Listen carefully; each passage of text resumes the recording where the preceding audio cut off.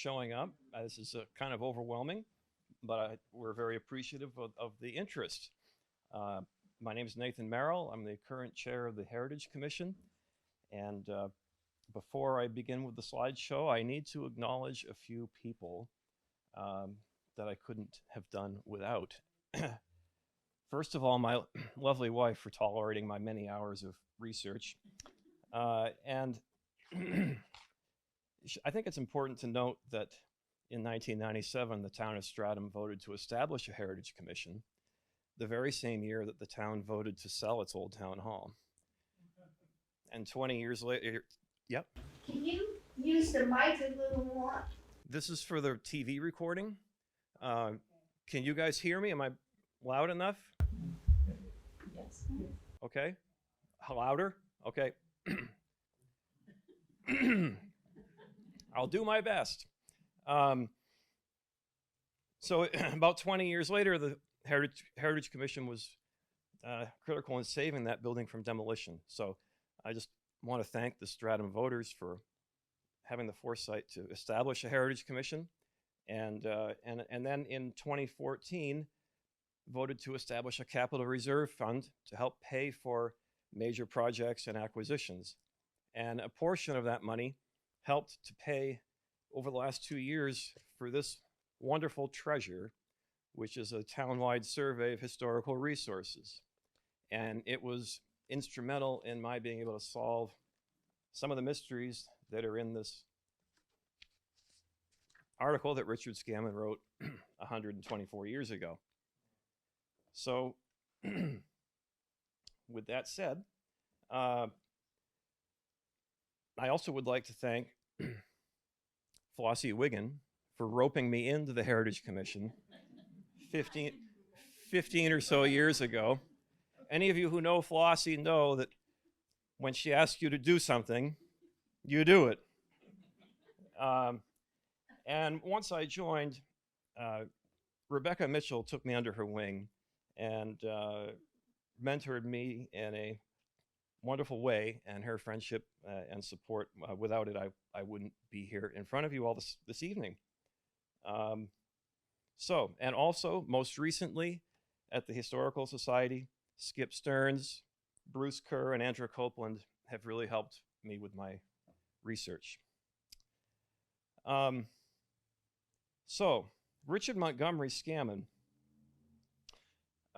was a highly respected man, and I don't have enough time to give you the biography, but he had a multitude of roles, local and state level elected and appointed positions, as well as being one of Stratham's larger and more successful farmers. And I want to read to you just a segment out of his obituary because it really is relevant to what we're about to embark on tonight. And it says, despite the demands of business and official duties, Colonel Scammon found time to read much and to ponder on the information thus gained. He was consequently well informed upon a wide range of subjects, and in particular the history of New Hampshire and the region about his home. His conversation was entertaining and instructive. He was an effective speaker, and he wrote uncommonly well, both in vigorous prose and in graceful verse. A poem published anonymously in a Stratham Old Home Week circular is a gem, and his occasional contributions to the Granite Monthly on historical topics were admirable. Perhaps the one trait most prominent in his mental makeup was his intense affection for his native town and his pride in its traditions and institutions. So marked was this characteristic that he refused the very important office of second auditor under President Cleveland, which would have entailed a prolonged absence from the home he loved. So, because Richard Scammon so deeply loved Stratham, we have this wonderful resource 124 years later that we can go back and see how the town has changed. It's illustrated with about 42 pictures of built sites. And Now I lost my number. About 28 of them or so still stand. And I did not include every single one in the slideshow tonight. Some of the pictures are not great when they're reproduced, but we're going to cover most of them. So we're going to start with a tour up Portsmouth Avenue, and then we will come down Stratham Heights Road, and then we'll sort of jump around town to finish up the last ones at the end. So I hope you enjoy it, and if you have any questions, holler at me. I should also note, before I forget, that Becky produced 50 copies of the article that you can take home, one per family, please, this evening, if you'd like to read the whole article and see the pictures on paper. So Richard Montgomery Scammon did not include a picture of his own house in the article, but here it is. This is at 25 River Road, where Ruth Paul lives today. And the picture on the left is from the 1960s, I believe, when there were still cows on the farm. And the house is a very recent picture from the townwide survey. So our first stop on the Granite Monthly tour is 20 Portsmouth Avenue, which is where Staples Plaza is today. And the J.N. Thompson house, which is what you see there on the left in a 1985 picture, was moved when Staples Plaza was built as the second of three Shaw's stores in the town of Stratham. And on the left here is the original 1899 picture from the article. So John N. Thompson was a state legislator and a selectman and a town moderator. He was a director of the Exeter Banking Company and also the Union Savings Bank of Exeter. 20th century owners of this farm were the Fisks and the Labantes. Any of you who remember Lionel Labonte, this is where he grew up. And the farmlands became the King's Highway Plaza and then the Staples Plaza. The Thompsons also owned an older 18th century farmstead on the other side of the road where the Dunkin' Donuts and Verizon stores are today. Let's see. All right, so here we are. And this is the John J. Scammon farm. And he was a prominent Stratham citizen as well, longtime selectman, and one of the larger and more prosperous farmers of his era. He owned multiple properties in town on River Road, Frying Pan Lane, and Bunker Hill Avenue, in addition to his home place pictured here. The Dining family acquired it in the early 20th century, and the back cover, this is the Stratham 250th anniversary program. On the back cover is that picture on the right. And it's an advertisement for the CM Dining Company oil and propane service. W. Douglas Scammon Sr. purchased the farm in 1945 and milked cows here until it burned in 1954. Doug built a new home on the site and a new dairy barn and milking parlor on the corner of River Road. And Doug Scammon Sr., Jr., and Kirk continued to operate a dairy farm there until 1998. The 1950s house and barn were raised about 20 years ago when the land was sold for automobile dealerships. The next one is the current Scammon farm. And in Richard Scammon's day, it was the Charles N. Healy farm. Mr. Healy was also a very prominent and large farm operation and citizen. The house dates from circa 1825 in the Greek Revival style with wings and porches. And it has anchored one of Stratham's largest and most productive farms ever since.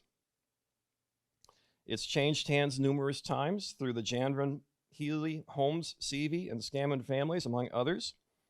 And it has been a poultry, dairy, and horse farm, and then back to dairy, as well as there were significant orchards there at one time as well. It is listed on the National Register of Historic Places today, thanks to a cooperation with the Scammon family and also the leadership of the Heritage Commission. Additional buildings on the property include a mid-18th century English-style barn, which is, well, it's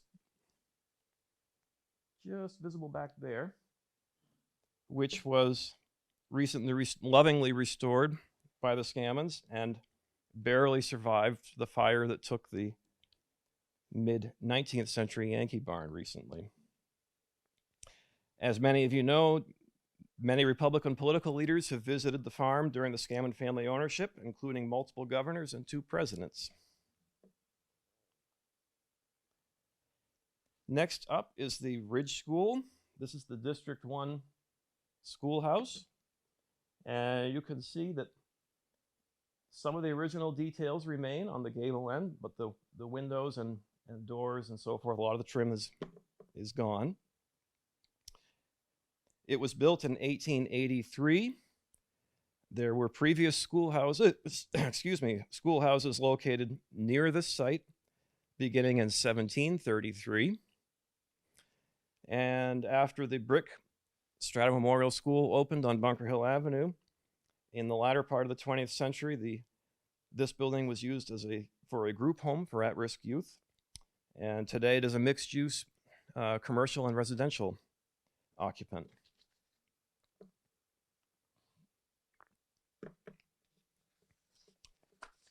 So,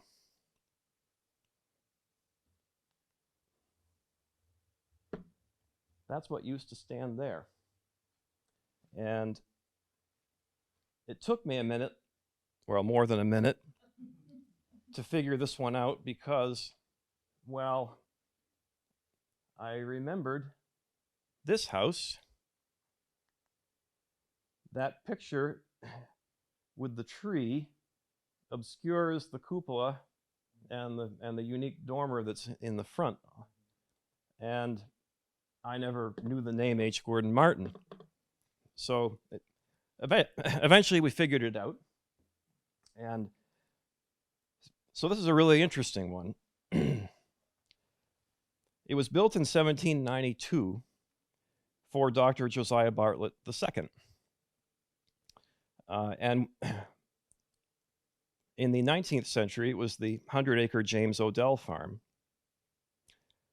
In the 20th century, it was owned by Joseph Fisk and then by Dr. Oscar and Mildred Radar of Dedham, Mass.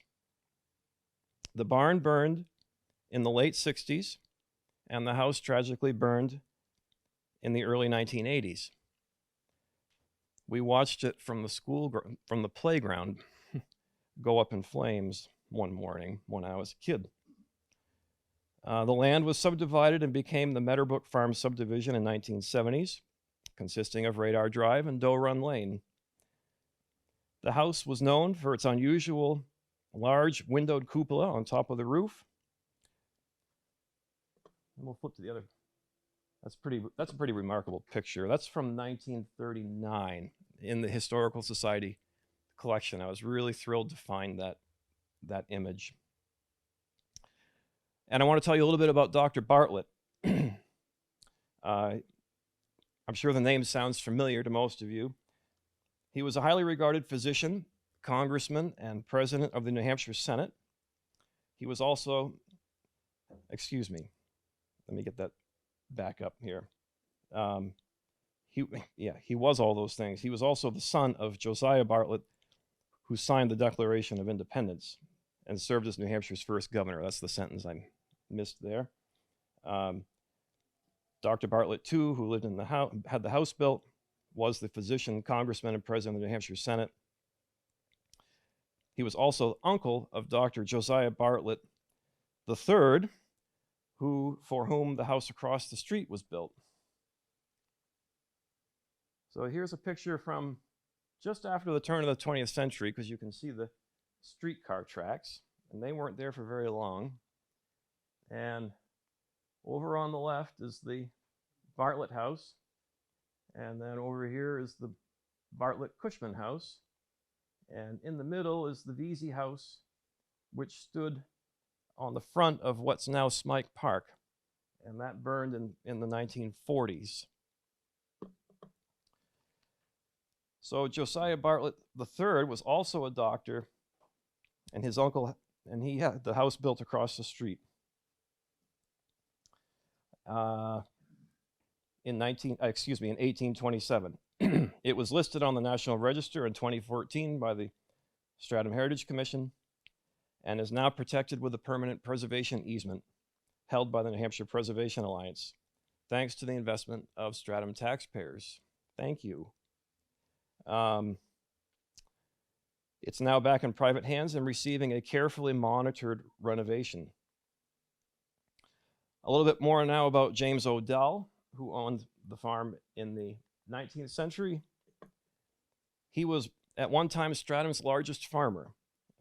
He had multiple farms on Portsmouth Avenue and Rocky Lane, now Bunker Hill Avenue. He also served many years as a selectman. So he was another very prominent man in the mid-19th century. Where did those tracks go, those trolley tracks? They took them out. The street trolley ran about 10 years, maybe 12, and went bankrupt. And they tore the tracks out. Where did it go from and to? It went from Portsmouth to Exeter, and there was another line that went from Exeter to Hampton, and another line that went from Exeter down to Amesbury, and I think Salisbury. Have I got that right, Floss? I think so, yeah. It was around 1902 to 1912-ish. The furniture store was. The furniture store was the site of the car barn where they worked on the cars, and that burned in 1965, and the current furniture store that's there now was built in 65. Good question, thank you. Okay. The Fred Severance House. So this is another interesting one that kind of puzzled me for a while because of the water. And so, of course, this is before the traffic circle was built, and the mill pond was much bigger. So the house, I can't tell you exactly where it stood, maybe Flossie can, but somewhere down in here. And It was after you went around in front of the Lane House. And you make the went right. towards Portsmouth, and it was there on the right. on the right-hand side, there was a blacksmith shop in front of it. And Moby Jewell's sister lived over the Cobb Islands, and they had a daughter, Beatrice, who married us. Mm-hmm. It's amazing how it all gets interwoven. Well, and that's, so it was right across the street, yeah. So And I think This- it's the same, yeah, it's gone now. it's gone. Yep. So the rest of the story is that when the state took land to build the traffic circle and widen the road in the 1950s, they took that house and they sold it at auction, which is something we never knew until Lisa Mussolf did this report. And I called, and it said she found the auction notices from the newspaper, and it said that so-and-so bought it and he was going to move it down the street. Well, we didn't know where it went. You can't really tell exactly from that picture what it really looks like. And I had the foresight to call Joyce Rowe, and I said, Joyce, did this house ever move, or did it just get torn down and thrown away? And she said, no, it did move. It moved over here where the Piper's Landing office building is now. And when they built the office building in 1986, then the house was torn down. So it is no longer extant. It did move. And anyway, Fred Severance was another prominent local resident, businessman, property owner.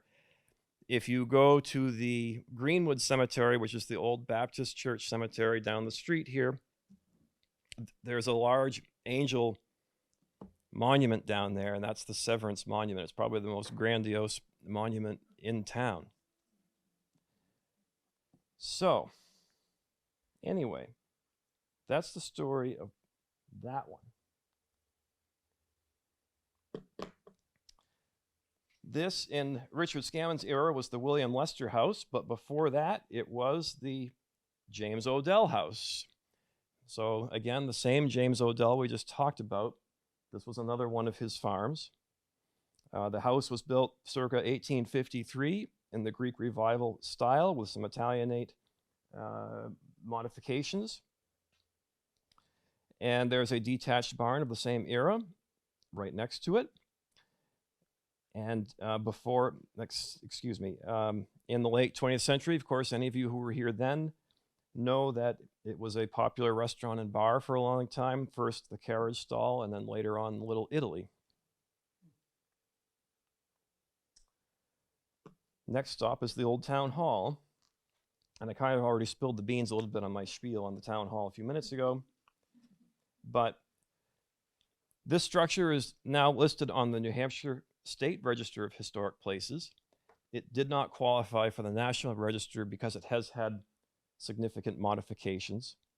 But it is still a rare and important example of French Second Empire architecture for a municipal building. To our knowledge, it's the only town hall in the state of New Hampshire built in the French Second Empire style. The only other building of that style in the town is a small residence at 15 Depot Road, which is easy to miss, but it is there. You have to look for it. The town hall was built in 1878 after many years of heated and failed attempts to build a proper townhouse. The town business was still being conducted in the church basement and in local taverns, and Stratham being Stratham, a town full of frugal farmers, it took a long time for them to muster the money to build the building.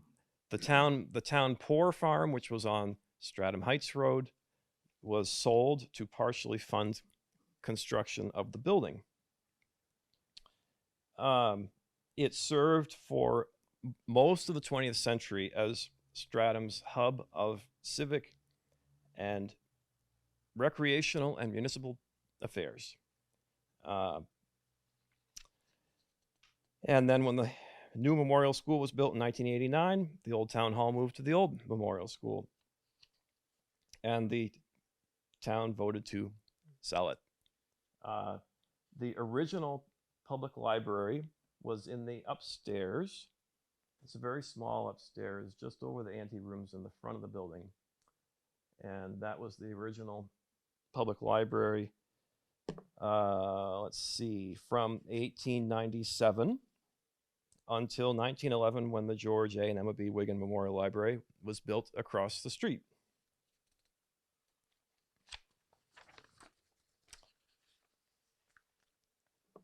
Okay. And that's what it looks like today. And the new owner worked with the Heritage Commission to save the building and not tear it down. And it was converted to 4 residential apartments. And I will say that he was skeptical at first. It took a long time to convince him that this was the right thing to do. And in the end, he was very proud of it and just thinks he's very excited about it. Anyway, it's a marquee property for him now. Okay, jumping across the street again is the Middle Church, or the Christian Church. This was built originally as the town's first Baptist church in 1771, and it stood on Sawmill Hill, which was above the Lane property, up above the collector's eye on the other side of the road. And Josiah Brown, who was a farmer on the Gifford farm that you all know out behind Stratham Hill Park. Josiah Brown, that was his farm. He built the house there. And he wrote in his diary on January 2nd and 3rd, 1810, "We hauled the Baptist meeting house onto the parsonage." So they moved the building down the hill and across the pond to its new home to be adjacent to the parsonage house. The building became obsolete to the Baptists when their new church was built down the street this way in 1840. So they sold it to the Christian Society. According to Charles Nelson's History of Stratham, the Christian Society completely rebuilt and remodeled it, making of it what was considered the most beautiful church in town. The house next door, currently the Foot Antiques House, served as the Christian Church parsonage from 1890 to 1930. Now, if you have studied the census data at all, Stratham shrank continually and reached its low point in the 1920 census. And a dwindling congregation led to the dissolution, the sale of the parsonage, and then the dissolution of the church, and it was razed in the early 1940s. In 1952, that ranch house was built, and it served as the Stratham Post Office in the 1960s.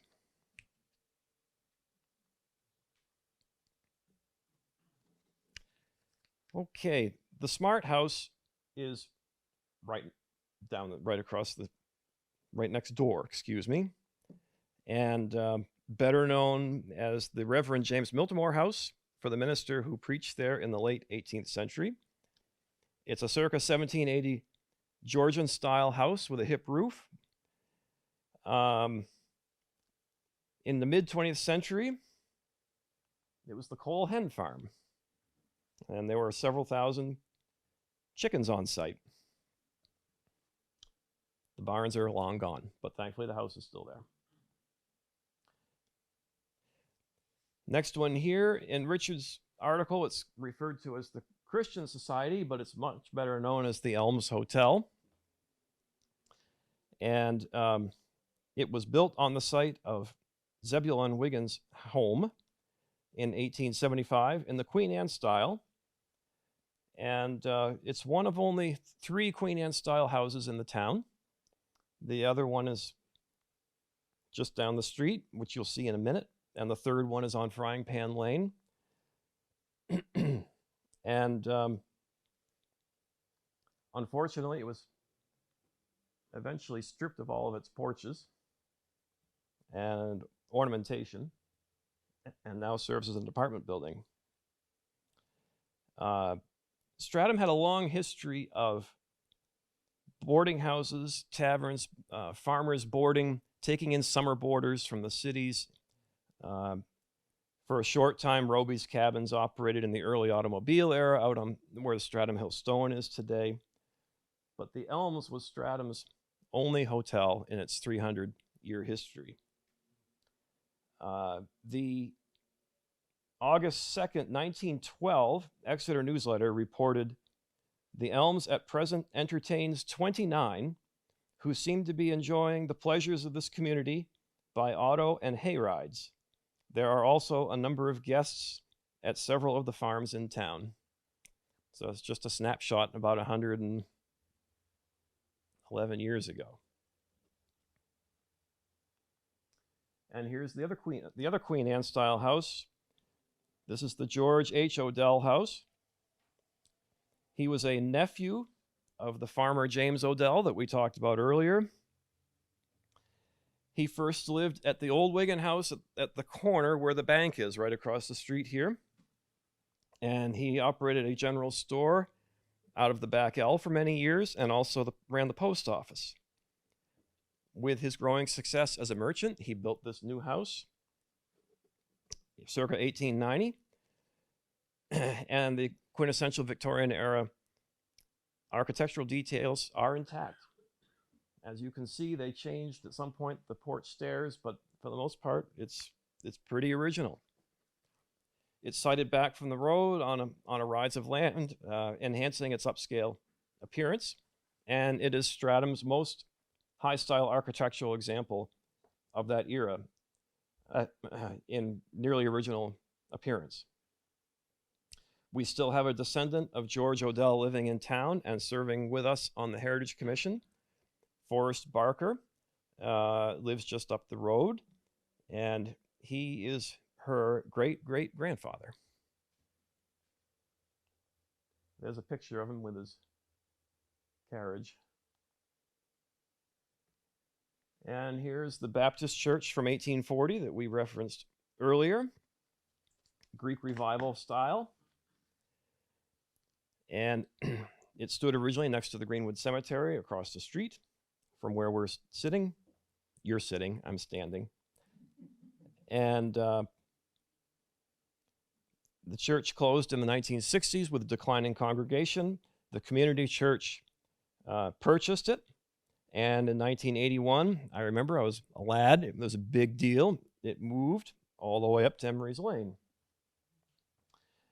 And they named it the Parish Hall in memory of Reverend Parker, the Parker Parish Hall for Reverend Parker, who was the last Baptist minister. And about 20 years ago, they added a connector building to connect the main church to the parish hall, which you can sort of see there. And since we're on Emery's Lane, we're going right next door to the community church itself.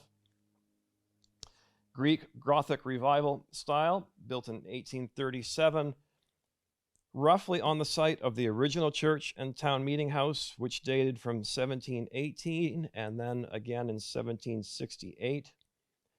The basement of the church served as the town's official meeting space until the old town hall was built. Oh, what's that?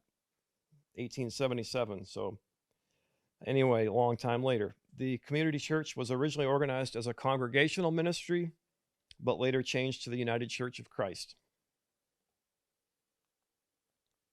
And this one's interesting because H.H. Levitt, who lived here, built the old town hall. So we have the fellow who built the old town hall. Also, a few years later, he built this house and barn on Portsmouth Avenue. And it's still intact in its original form today, including the barn. Now we're on to another schoolhouse. Where was that? This one here? This is just before you get to Barker's farm.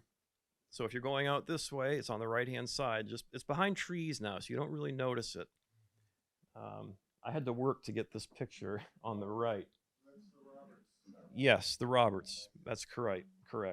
But you made it sound like it was on Emery Lane. Oh, I'm sorry. Yeah, we're back to Portsmouth Avenue now. I'm sorry about that. I only jumped to Emery because of that stupid church that moved. If only we would leave the buildings alone, it would be easier. Sorry about that. So yeah, we're back on Portsmouth Avenue. I apologize. And this is further up Portsmouth Avenue. You might remember there was a bike shop in here for a while. This was also a schoolhouse. I went to school there. Yes, excellent. And again, like the Ridge School, you could see the resemblance, but the windows have all changed. You know, there's been a lot of heavy modification, but you can still see the original form there. And in this old picture, you can see Stratham Hill right there, and it's still here behind the trees. Let's see. Next. So now we're jumping. We're going to do the rest of the schoolhouses. So this is the District 2 schoolhouse. District 3. The Winnicott School, built in 1875 in the Italianate style, which was popular in that time. Again, in its conversion to a home, the windows and doors got changed. A lot of the ornamentation and original architectural details were removed. And you really have to look to see this now because a large addition was built over here. So the new house sort of dwarfs the little schoolhouse off to the side. And this one is the Plains School, so named because Stratham Heights Road used to be Plains Road. Built circa 1870, also in the Italianate style. Now a private residence also. And you can see a lot of some of the original detail is still there. It's a cute little building. And I'll embellish you with another brief little story that I brought. I found this recently in the Historical Society, and it's written by Emma Blodgett Wigan, for whom the library is named. She was a 26-year-old school teacher when she wrote this regarding the District 4 schoolhouse. The schoolhouse is nearly unworthy the name. Instead of being, as it should be, the most attractive, it is the most forbidding structure in the district. As the intelligence and happiness of the pupils depend, in a great measure, upon the attraction and comfort of the schoolroom, it is hoped that the old building will soon be abolished and a neat and pleasant schoolhouse take its place. So I'm hoping that that was written before they built the new school. And of course, the irony of this little story is that Emma Blodgett Wigan would later become George A. Wigan's second wife, and George Wigan at the time was superintendent of schools when she wrote that report. Years that operated as a schoolhouse, approximately? That one was built 1870s. I'm not sure. Well, it had operated until into the early 20th century, mid 20th century. I can't give you the exact dates without looking. Yeah. I went to school there too. That's a longer walk too. That was in the 50s. Yeah. The Bunker Hill School, I think, was built in 54. I think that's right, mid 50s. And I think were all four schoolhouses still operating? I think maybe one of them had been shuttered before the brick school got built. There were three operating in the 50s. So, all right. I'm going to be respectful of your time and keep moving.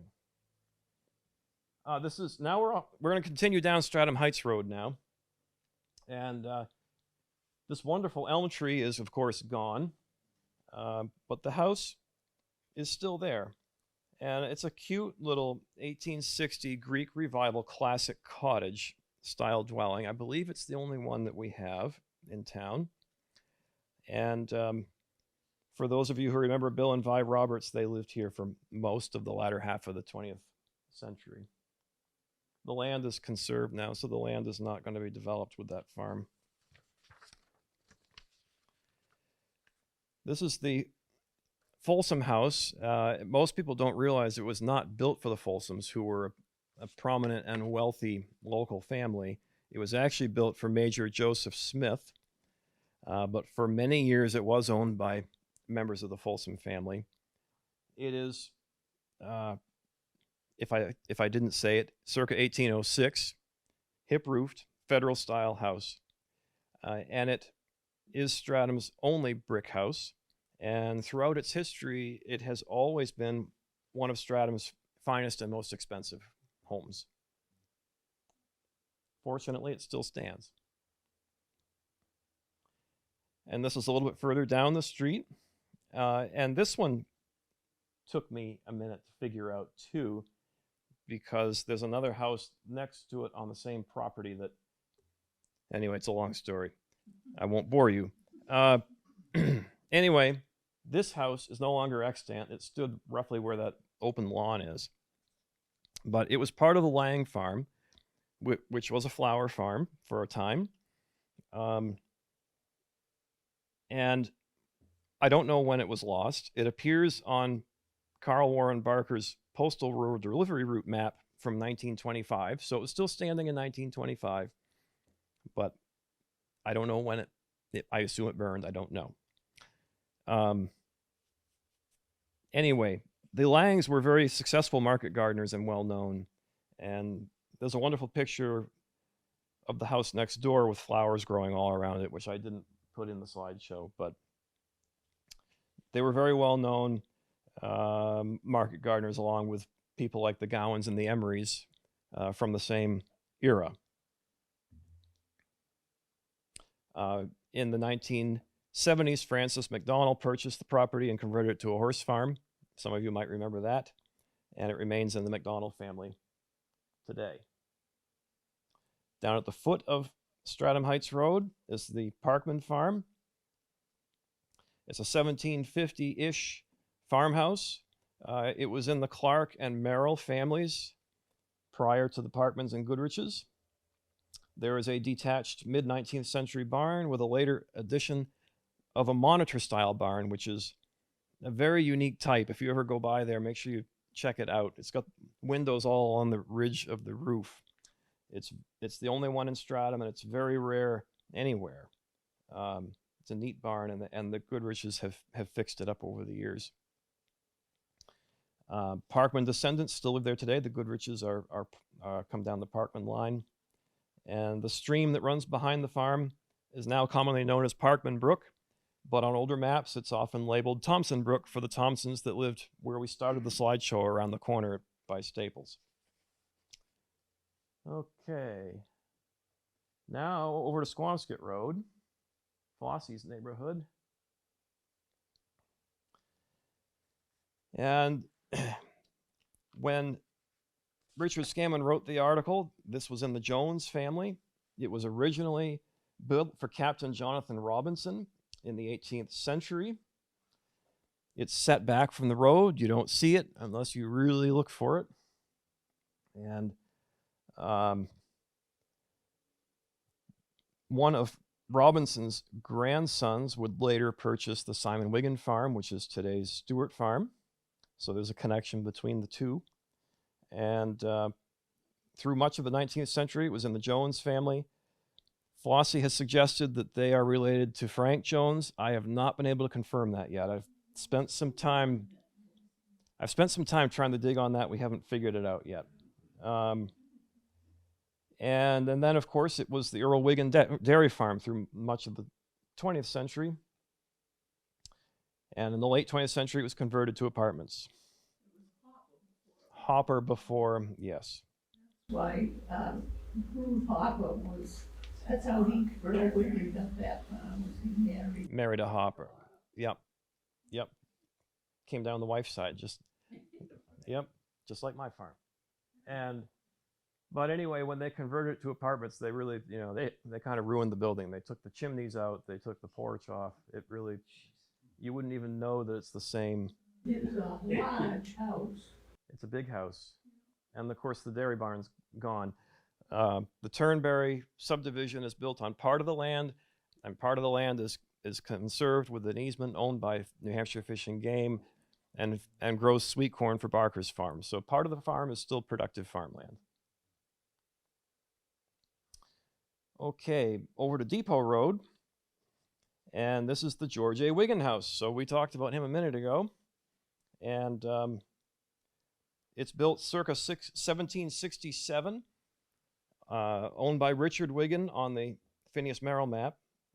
It still stands at 53 Depot Road and retains much of its original appearance, except for, you can't see it in this picture, but that's not the original front door. That's a Greek Revival style side light entrance, which was originally, it had a Federal fan light style front door. Let's see. So, and I've got another picture here. This is looking at it from a different angle. Those two barns were behind the house, and that picture is from the 20s, also in the Historical Society's collection. So like we talked about a minute ago, real briefly, George A. and Emma B. Wigan, namesakes of the library. And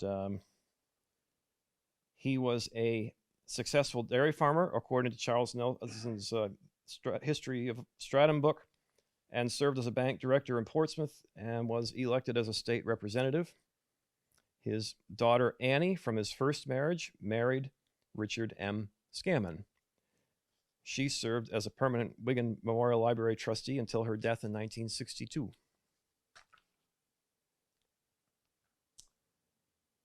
And here we go over to Lovell Road, Willowbrook Road Lane, and something I didn't realize. This is a French house. I knew there were a lot of Frenches over in that part of town early on. There's a French cemetery over there and so forth. I didn't realize until recently that Lovell Road was earlier called French Lane. It was renamed in the 20th century. This house was built in 1873 for Otis B. French.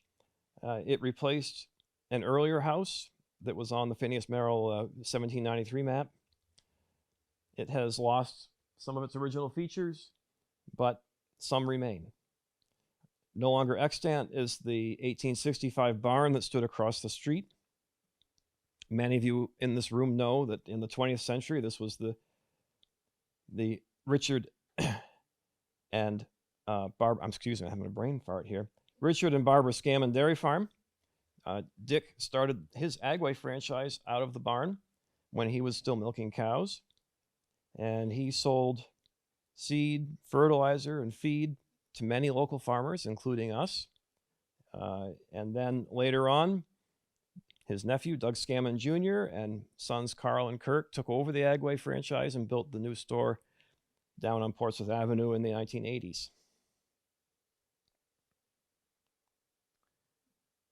Now we're jumping over to Winnicott Road. This is one of several jewel houses. This one is 1875, give or take, Italianate style. Replaced an earlier structure. And many jewels lived in this neighborhood, operated the Winnicott River Mills for well over a century. In the 20th century, this was home to the Hutton family, a prominent local family whose patriarch, John A. Hutton Jr., served for many years on the select board, and the board's meeting room was named for him in 1987, I think, give or take. And his daughter, Lucy Cushman, recently joined us on the Heritage Commission. Right down the street on the other side of the river is another jewel house, circa 1800, with a later federal style addition to the front door that's not original to it. Somebody put that on at some point. It has an attached, very large, late 19th century Yankee style barn with a connecting building and workshop area. It's great, very well preserved. It's got a lot of original details in the barn, less so in the house. It also served reportedly as a tavern for a while. And after it left the Jewell family, the Peabody family owned it for much of the latter half of the 20th century, and then sold the farmland for subdivision about 25 years ago, give or take. And the property deed for this property still has the water rights for the river and the impoundment rights. All right. The Emery Farm is another one that we've recently listed on the National Register of Historic Places. And early in the town's history, it was the site of Chase's Tavern. The tavern wing, which is no longer standing, was off to the north end. It was torn down sometime in the 1800s. Chase's Tavern was the site of Stratham's first town meeting. Town officials met and conducted business there regularly, particularly in the winter months because the church basement was cold. Later, from 1829 to 1971, a very long time, it was about 150 years or so, the property was owned by 3 generations of the Emery family, for whom the road now is named. Joseph Emery was a blacksmith. His son, John L., started out continuing in the blacksmith trade, but soon he expanded the farming operation and became renowned as an innovative market gardener. He was an early cultivator of domesticated strawberries and created an irrigation system that included a windmill that pumped water into a holding tank in the top floor of the barn, and then it gravity flowed down to water the crops. And that water tank is still there, I'm happy to report. Let's see. Grandson John Fred Emery continued the market gardening operation with great success well through the mid-20th century into his elderly years. He created the town's first roadside produce stand, which became something of a local legend and continued to operate through the 1960s. Some of you remember that. I don't. I'm not old enough.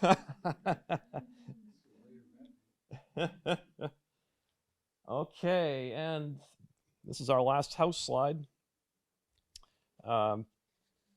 When Richard Scammon wrote this, the farm was owned by Charles Whitcomb. And this is today's Stewart Farm. The property has been determined eligible for the National Register, as well as this house individually. It was built in 1867 in the Italianate style. There's also an earlier 1722 house, which dates to Lieutenant Simon Wigan. In 1875, the farm left the extended Wigan family for the first time and was sold to renowned trotting horse breeder and Boston builder Benjamin D. Whitcomb. So Charles Whitcomb was Benjamin's son. Benjamin Whitcomb built Boston's Museum of Fine Arts. I didn't realize that until recently, his company. And he was working on the expansion of the Massachusetts State House when he died suddenly in 1894. So by 1899, Charles and his wife owned it, and they continued the Whitcomb tradition of breeding horses.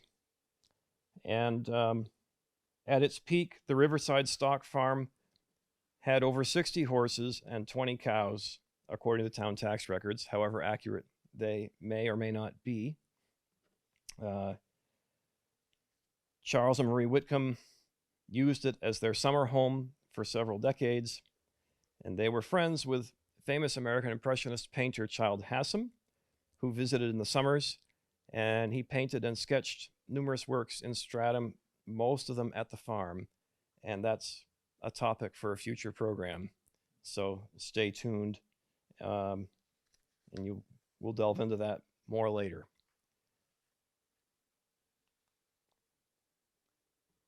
Couple other at the end here, we've got the Lane Sawmill, which is at where the circle is today, and then we have the George Gowan Greenhouse out on Barker Road. And like the Emerys and the Langs, George Gowan was a large and innovative market gardener and apple grower. He maintained a prominent presence in town for decades. He built the large greenhouses, and the Gowan family also built several then modern houses in the early 20th century, all of which still stand at 4 Barker Road, 83 High Street, which is Stratham's only hip-roofed Victorian house, and 85 High Street, which is Stratham's only 4-square style house. Greenhouses are long gone, but the former dairy barn was converted to apartments and still stands at 82 High Street. So, and then we've got some apple blossoms and some ice fishing. We haven't had any ice like that in a long time. And that's the view from the top of Stratham Hill in 1899, give or take. And that's the end of the program. You didn't fall asleep yet. I'm proud of you.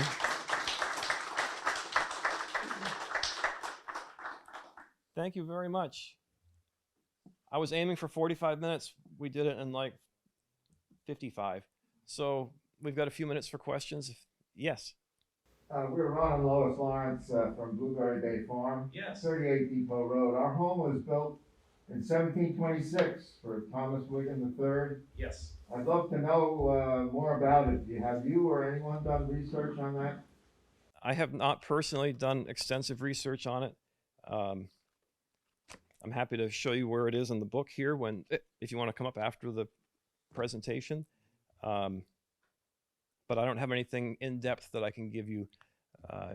The Historical Society may have more information, but I don't have anything I can give you off the cuff.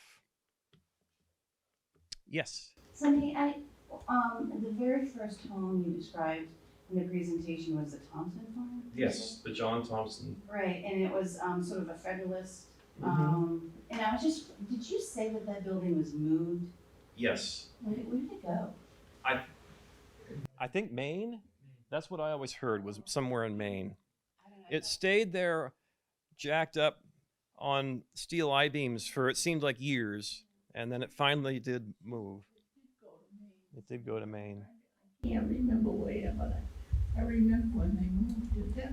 Dougie, wasn't that where Donnie Young lived too? Yes. Yeah, I think that John was across the street, wasn't he? In the other house that got moved. yeah, and you said LeBonte grew up there. No, he grew up in Newmarket. He grew up in Newmarket. Newmarket. Oh, He grew up Newmarket? in Newmarket, I was yeah. erroneously informed. I'm sorry about Yeah. that. Yeah. He raised his family there though, his kids. He raised his His feet. kids. Yeah, but Yeah, they were he older. got the farm from the Youngs, Okay. Yes, right on. and he ran the garage across the street. Right. Yes, he had the gas station and then built the Stratham tire empire. No, he did, oh, yeah, yeah. Nobody ever worked more hours in a day than he did. Mhm. He worked like a farmer. That's good for him. Yes, David. Impressive. Nate, how did you, Mr. Scammon choose the structures that ended up in this article as opposed to some others that just one example could have included would be the Depot Road project? That's a great question. And yes, I will repeat the question. David Moore asked, do we know how Richard Scammon chose which buildings to feature in the article? Of course, we don't know that, but I can speculate. Obviously, he covered all the civic and institutional buildings, every schoolhouse, the town hall, all those things. Most of the houses, you'll notice, were built in the latter half of the 19th century. So there were very few of the older 18th century houses featured. The only ones being 53 Depot Road and Emery's Lane.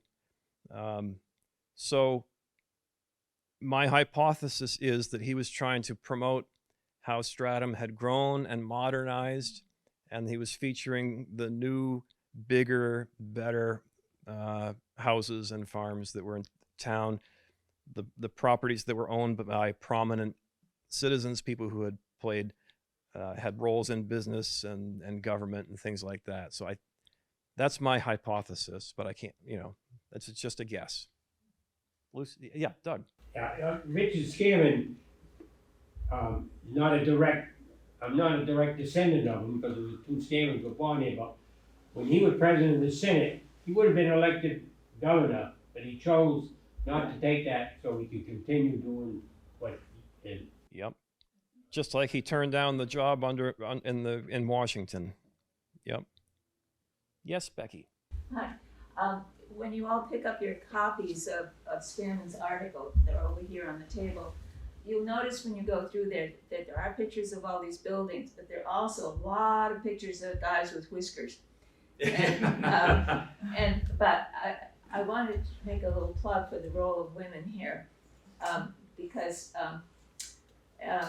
Nate mentioned Emma.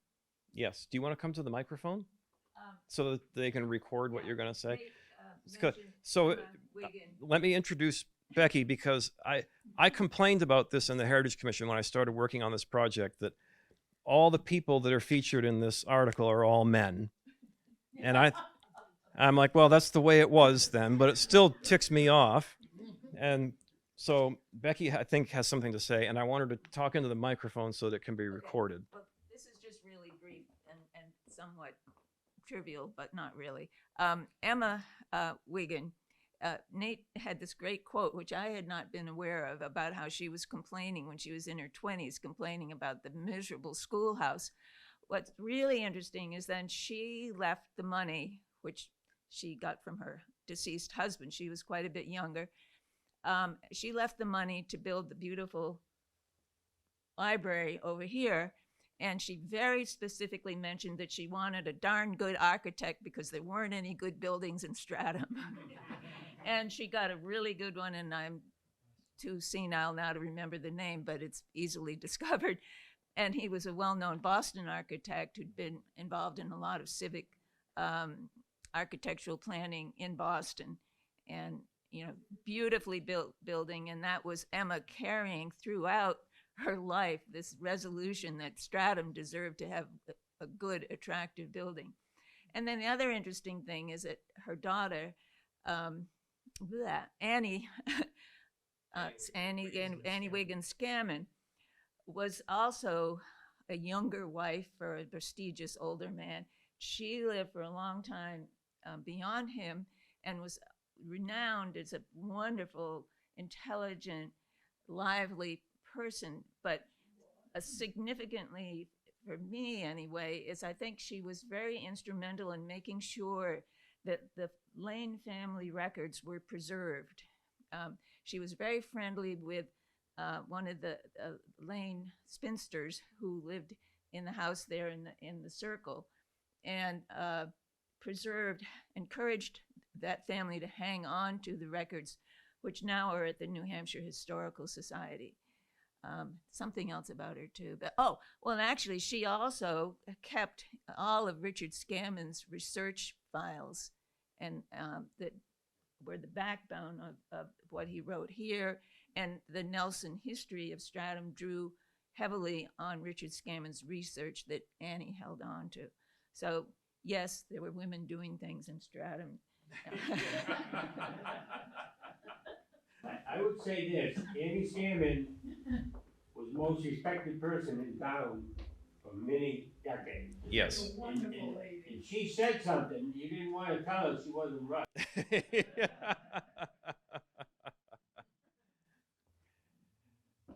I have heard that from many places. I wish I had known her. Anything else? I really appreciate you're all coming out on a cold winter night. I hope you enjoyed it, and please feel free to take an article on your way out.